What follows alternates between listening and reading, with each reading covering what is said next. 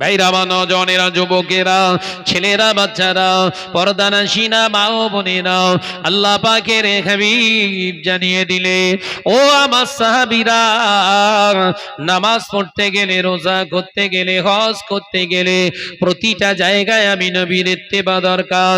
আমি নবীর ইত্তেবা ছাড়া তোমাদের কোনো ইবাদত নাই।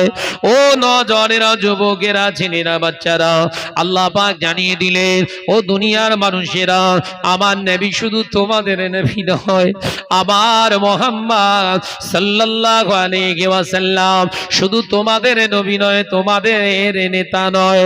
আমি আল্লাহ বলছি, লা ইলাহা ইল্লাল্লাহু মুহাম্মাদুর রাসূলুল্লাহ, আমার মুহাম্মদ সাল্লাল্লাহু আলাইহি ওয়াসাল্লাম তিনি আমি আল্লাহ, আমারও তিনি নবী। আল্লাহর নবী হলেন আমাদের নবী। সুবহানাল্লাহ বলেন। নবীর গুরুত্বটা বুঝতে পারছেন? এই নবীর গুরুত্ব নেই আমাদের কাছে। ঈদের নামাজ পড়তে যাচ্ছে দাড়ি চেঁচে। দাড়ি রাখা কি না কোন হুজুর বলেছিল সুন্নাহ। সুন্নাহ, দাড়ি রাখা সুন্নাত নয়, দাড়ি রাখা হচ্ছে সুন্নতে মুআক্কাদা। দাড়ি কাটলে কাবিরা গুনাহ হয়। কি গুনাহ হয়? জোরে বলছেন না কেন? এই সব টেনশনে পড়ে গেছেন নাকি?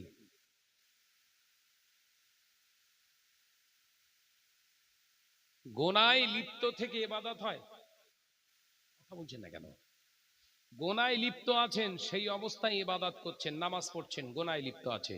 হযরতে আলী রাদিয়াল্লাহু তাআলা আনহু থেকে একটি বর্ণনা এসেছে, হুজুর বর্ণনা করছে, কেউ যদি একটা মিথ্যা কথা বলে আর না বলে সারা দিনে আর একটা মিথ্যা কথা বলিনি, ওই একটা মিথ্যা কথা বলার জন্য 1 কাবিরা গুনাহ। 24 ঘন্টার ভিতরে আর একটাও মিথ্যা কথা বলেননি, একটাই গুনাহ আপনার। কিন্তু মুখের দাড়ি চেঁচেছেন, মুন্ডন করেছেন, হযরতে আলী কাররামাল্লাহু ওয়াজহাহু হুজুর বলছেন কি এটা 24 ঘন্টার গুনাহ। ক ঘন্টার গুনাহ? জোরে বল না রে বাপ। 24 ঘন্টার গুনাহ। একবার চেঁচেছেন, ও যতদিন না এক মুষ্টি পরিমাণে সম্পূর্ণ দাড়ি উঠেছে, না বোঝা যায়, দেখা যায়, তত সময় গুনার সঙ্গে আপনি লিপ্ত আছেন। ওই অবস্থায় নামাজ পড়ছেন, ঈদের জামাতের প্রথম কাতারে গিয়ে ঝেড়তেছেন, আপনি মা ভাবছেন আমার মতো নামাজি আর কেউ নেই। এই মুফতি সাহেব ফতোয়া দাও। মুরিদ বানাচ্ছ? মুরিদ বাঁচাতে পারবে তো?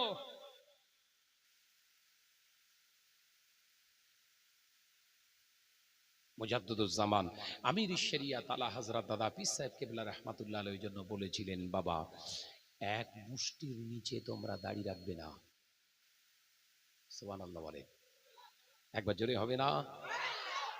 এক মুষ্টি দাড়ি যদি রাখতে হয়, এক মুষ্টি রাখবে। আল্লামা হিন্দ আল্লামা রুহুল আমিন সাহেব রাহমাতুল্লাহ আলাইহি ফতোয়া আমিনিয়ার ভিতরে আবার হুজুর ফতোয়া দিয়ে দিয়েছে, ঢাকায় ছাট করা দাড়ি, তার মানে ছোট ছোট করে রেখেছেন, এটা হারাম। আমার ফতোয়া না, ভাববেন না শাহনাজ ভাই গিয়ে ফতোয়া দিয়ে চলে যাচ্ছে, একদম কিতাবের নাম বলে যাচ্ছি।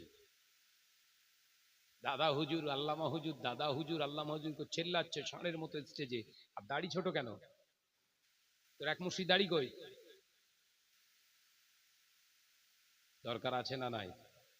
এই কথা বলছেন না কেন? এই বললেন আমি আল্লাহওয়ালা হতে চাই, আল্লাহওয়ালা হতে গেলে মুখে তো দাড়ি কোথায়?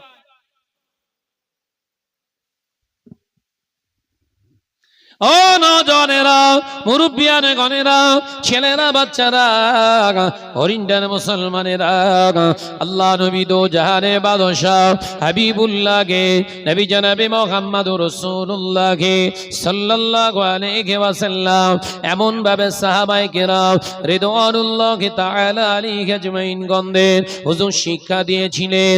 আল্লাহ নবী সাহাবীরা রাসূলুল্লাহর কাছ থেকে এমন ট্রেনিং প্রাপ্ত হয়েছিলেন, আল্লাহ নবী ইন্তেকালের পরে সাহাবায়ে কেরামদের দেখলে আমার নবী পাকের অবয়ব গোটা লাইফ হিস্ট্রিটা মনে পড়ে যেত।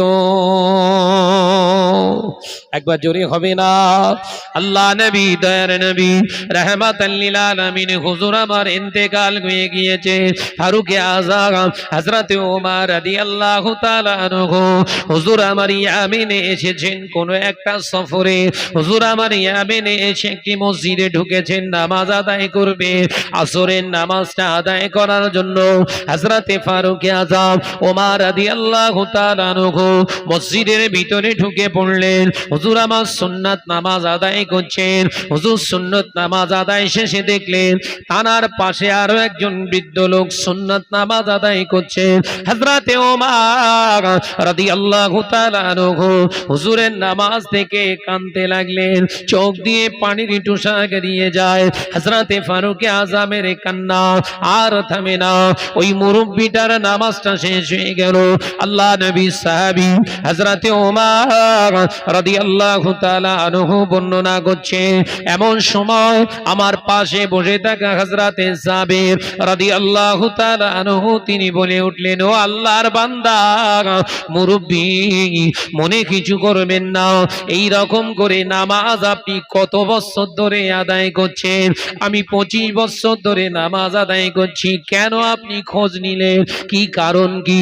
হযরতে জাবের রাদিয়াল্লাহু তাআলা আনহু বলেছিলেন, ও আল্লাহর বান্দা মুরব্বি, মনে কিছু করবেন না, আল্লাহর কসম করে বলছি যে নামাজটা আপনি আদায় করছেন 25 বছর ধরে, আমার নবী এক ওয়াক্ত কোনদিন ওই রকম নামাজ পড়েন নাই। ক বছর? বলো বলো বলো বলো। মুরব্বি 25 বছর ধরে নামাজ পড়ছে। আর হযরতে জাবের রাদিয়াল্লাহু তাআলা কি বলছে?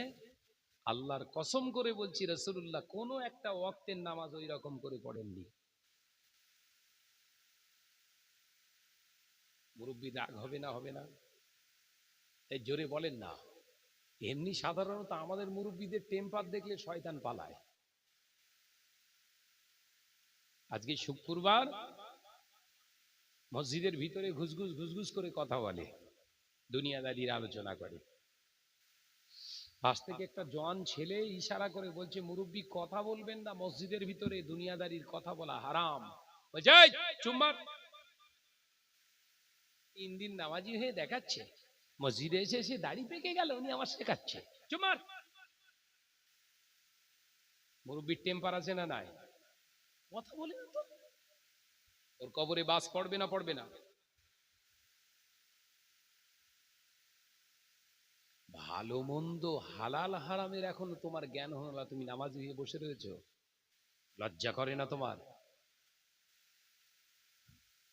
আমার আওয়াজ ভুল হয়ে যাচ্ছে না তো? ভালো করে দিয়ে যায়। কোনো সময় তো আসিনি, একবার এমন ভাবে দিয়ে যায় যেন জীবনে আর না আনি।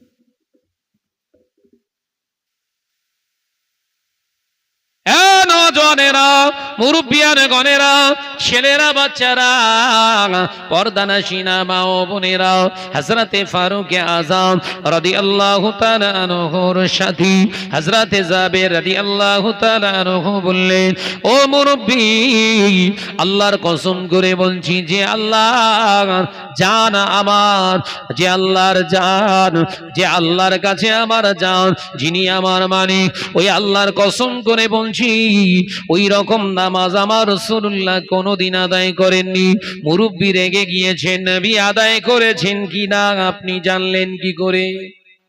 টেম্পার আছে না? টেম্পার ঝেড়েছে। 25 বছর ধরে নামাজ পড়ছে, এখন নবী বলছো? কে বলেছে তোমার নবী এরকম নামাজ পড়ে? কে তুমি? আল্লাহ নবী সাহাবী বিনয়ের সঙ্গে বললেন, ও আল্লাহর বান্দা, আল্লাহর বান্দা, আমি এমন কেউ নয়, আমি হযরতে ওমরের সঙ্গী, আমার নবীর পিছনে নামাজ পড়নে বলা আমি একজন মুসল্লি।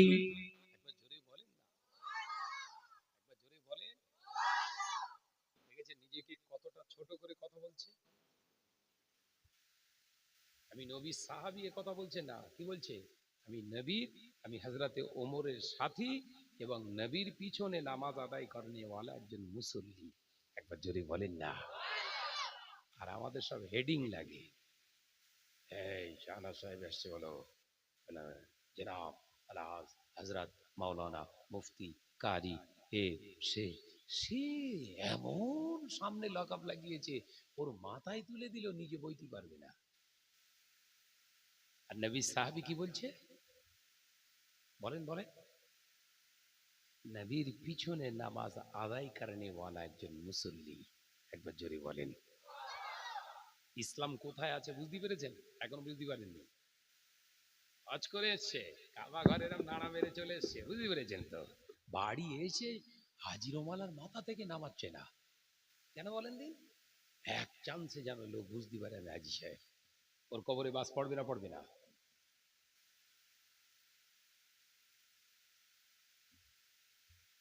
ও নজনেরা, মুরব্বিয়ান গনেরা, ছেলেরা, বাচ্চারা, পর্দানশীনা মা বোনেরা, হযরতে জাবের রাদিয়াল্লাহু তাআলা আনহুর কথা শুনে মুরব্বি ভয় খেয়ে গেল, কোথায় গরমটা আমি দিয়ে ফেললাম। হযরতে জাবের রাদিয়াল্লাহু তাআলা আনহু বললেন, ও মুরব্বি ভয় পাবেন না, আপনি তো আমায় চেনেন না জানেন না, আমার পরিচয় দেবে আপনি ভয় খেয়ে যাবেন না। আমার নবীকে আমি ওই নামাজ পড়তে কোনোদিন দেখিনি, কোনো ওয়াক্তে দেখিনি, কোনো সময়ে দেখিনি। ও আল্লাহর বান্দা মুরব্বি, আপনি যদি একবার আমায় অনুমতি দেন, আমার নবী নামাজটা কেমন করে আদায় করতেন আমি প্র্যাকটিক্যালি একটু দেখিয়ে দেব। একবার জোরে হবে না? ওই জোরে হলো কই? আদর্শ দেখেন। মসজিদের ভিতরে একজনের সেজদা ভুল হচ্ছে, হতে পারে, না জানার কারণেই তো ভুল হয়। কথা বলছেন না কেন? পাশ থেকে চুনের গুঁতো মেরে বলছে, তোমার নামাজ করিয়ে যাবেন, বলছেন না কেন? আমি ঠিক বলছি না ভুল? জোরে বলেন। সেজদা মেরে ঠিক ঠিক করে হাসছে। এ মুসলমান না, অপরের ভুল দেখে যে হাসাহাসি করে তাকে ধরিয়ে দেয় না, হচ্ছে শয়তান। কে বললাম? মুমিন না, হচ্ছে শয়তান। কারণ ওর ভুলে খুশি, ওর ভুলে এ খুশি। আর ভুল করাই কে? জোরে বলেন ভাই। হ্যাঁ।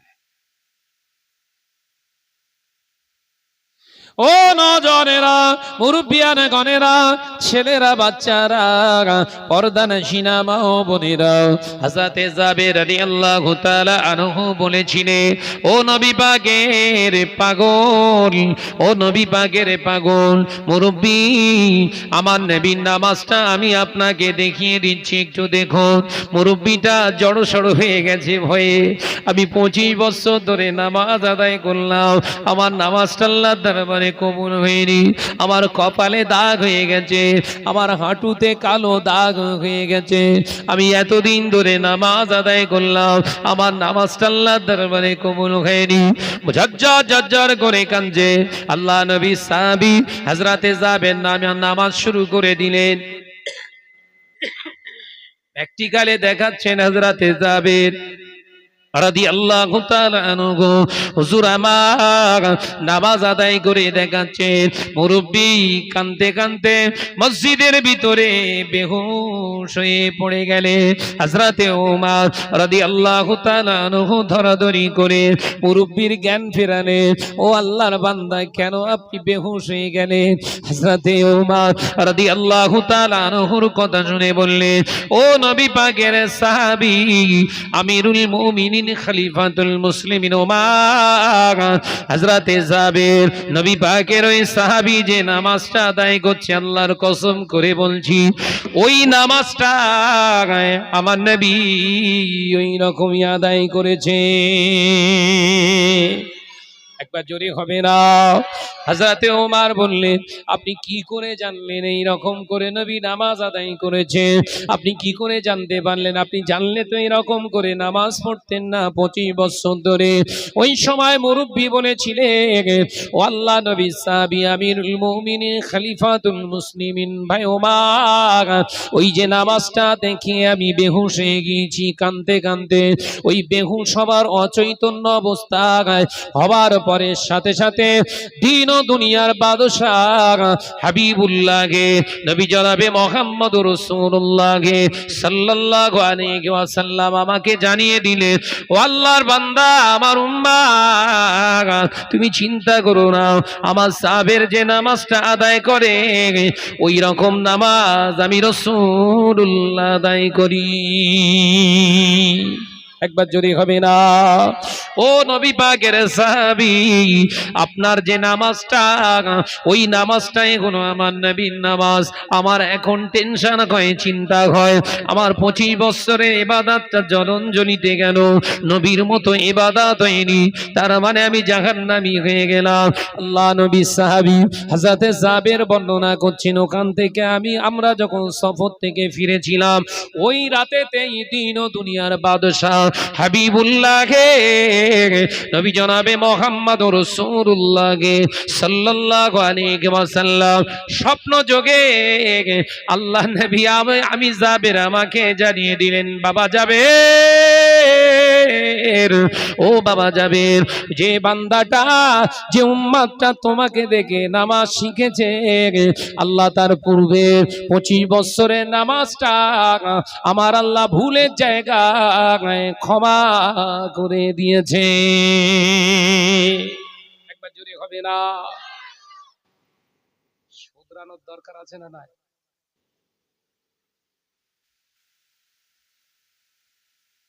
এই কুরবানি দেওয়ার আগে শুধরে যান, নামাজি হন।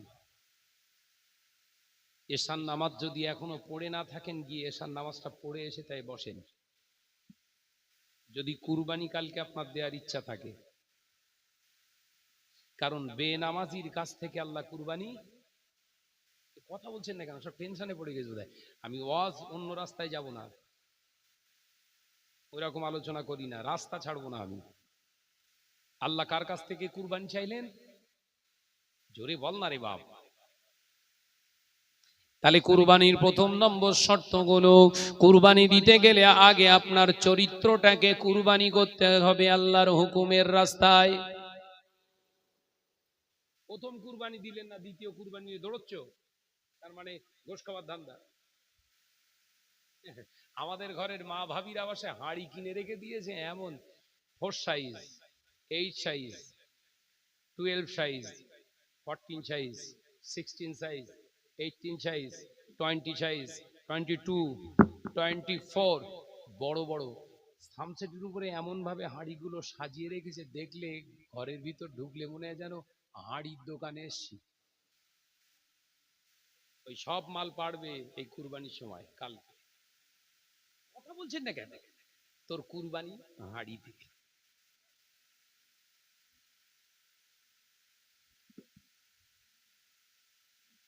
ও নজনেরা, মুরব্বিয়ানে গনেরা, ছেলেরা, বাচ্চারা, পর্দা নাশিনা মা ও বোনেরা, আল্লাহ নবী পাক জবানের হাদিসগুলো যদি মূল্যায়ন করতাম, আমরা বড় বড় আলিম হয়ে ঘুরছি, বক্তা হয়ে ঘুরছি, মুহাদ্দিস হয়ে ঘুরছি, কেউ আবার দাবি করে বিরাট বড় হুজুর সাহেব, মুফতি সাহেব। এই শরিয়াতের ভাষাগুলো বাংলা ভাষায় আপনাদেরকে বুঝিয়ে দিতে পারার ক্ষমতা আমাদের হয় না। আমরা আমাদের এমনি করে বড় বড় লাকাব নিয়ে ব্যস্ত, দৌড়দৌড়ি করতে, আমি বড়, আমাকে বড় বড়, আমি বড় হুজুর। এই হুজুর হবার ধান্দায় আজকে মুসলিম সমাজ জাহান্নামার রাস্তায়। বড় হবার ধান্দায় আলেমরা, আমি বড় হব, এই বড় হব চিন্তা করতে করতে জাতি সব জাহান্নামের রাস্তায় ধরে ফেলেছে। ওই জন্য হুজুর গুলোকে আগে ঢোকাবে জাহান্নামায়। বড় হুজুর হবার শখ ছিল, আমি আল্লাহ পাক কবুল করে, আমি মনে করছি তৈরি করে বলছি। মিশকাত শরীফের ভিতরে হাদিসটি এসেছে, বর্ণনাকারী হযরতে আবী হুরায়রা রাদিয়াল্লাহু তাআলা আনহু হুজুর বর্ণনা করছেন, একদল আলেমকে কিয়ামতের দিন ওয়াইজিনকে আগে জাহান্নামায় দেবে, একদল সোহাদা শহীদ তাদেরকে জাহান্নামায় দেবে, একদল দানী ব্যক্তি, বিরাট বড় দানী, এলাকায় দানবীর বলে পরিচিত ছিল, তাদেরকেও জাহান্নামায় দেবে। হাদিস, অস্বীকার করার কোনো জায়গা নেই। ভিতরে যদি অস্বীকার করেন এক্ষুনি এই মুহূর্তে বেঈমান হয়ে যাবেন। মনে করছেন বিরাট আমার হ্যান্ডেল লাগিয়ে দিয়েছে, আপনার বড় লাকাব লাগিয়ে দিয়েছে, মৌলানা, মুফতি, কারি টারি। কিচ্ছু তোর দাম নেই যদি একটা শরিয়াতের ভাষাকে ডিসকাস করে সমাজকে তার মাতৃভাষায় উপহার না দিতে পারিস, তুই কিসের আলেম? এই কথা বলছেন না কেন? না আরবি পড়তে পারছে, ইবারাত পড়ছে, মানে বড় আলেম। বড় আলেমের খেদমত কই? বড় আলেমের যত ভক্ত সব যদি সুদখোর হয়, বড় আলেমের যদি ভক্তরা দাড়ি কাটা হয়, বড় আলেমের ভক্ত যদি লটারি কাটা হয়, বড় আলেমের ভক্ত যদি গানখোর হয়, বড় আলেমের ভক্ত যদি গাঁজাখোর হয়, তো বড় আলেম না শয়তান? এই কথা বলছেন না কেন? বড় আলেম, বড় আলেম ছিলেন আল্লামা হিন্দ আল্লামা রুহুল আমিন সাহেব রহমাতুল্লাহ আলাইহ। বড় আলেম ছিলেন পাঁচ হুজুর কেবলা রহমাতুল্লাহ আলাইহ। বড় আলেম ছিলেন শাহ সুফি হজরতে নিজামুদ্দিন শাহ রহমাতুল্লাহ আলাইহ। বড় আলেম ছিলেন শাহ সুফি মুজাদ্দুজ্জামান আবু বকর সিদ্দিকী রহমাতুল্লাহ আলাইহ। এনাদের ভক্ত যারা ছিলেন, সাথী সঙ্গী, সব হালালিয়াতে জিন্দেগি বানিয়ে ফেলেছিলেন। একবার জোরে বলুন। তোমার ভক্ত কারা?